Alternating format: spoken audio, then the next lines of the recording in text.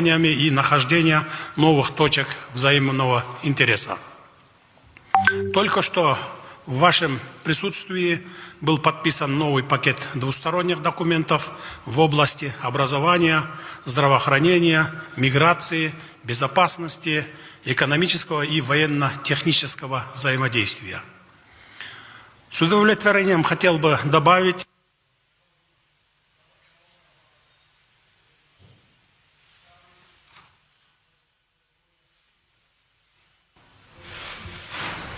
удовлетворением хотел бы добавить, что договорно-правовая база между нашими странами насчитывает более такого количества подписанных межгосударственных, межправительственных и межведомственных документов, пожалуй, нету ни с одним из иностранных государств. Конечно же, важным итогом договоренностей